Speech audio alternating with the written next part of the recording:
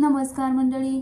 तारक मेहता का उल्टा चष्मा मालिकेत दयाबेनची भूमिका साकारून प्रेक्षकांच्या मनात आणि घरात पोचलेली अभिनेत्री म्हणजे दिशा वकानी.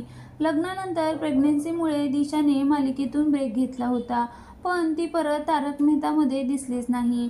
प्रेक्षकांनी तिला खूप मिस केलं.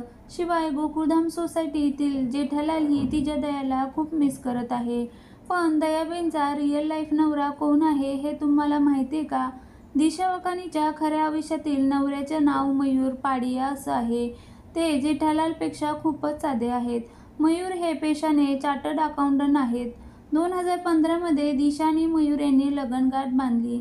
त्यांच्या लग्नाचे फोटो सोशल मीडियावर खूप व्हायरल झाले होते. लग्नातही दिशा आणि मयूर यांनी अगदी साधाच लुक केला होता. दिशा वकानी यांना 2 मुलं आहेत. 2017 मध्ये तिने स्तुती या तिच्या मुलीला जन्म दिला. त्यानंतर 2022 मध्ये दिशाला पुत्ररत्न झाले.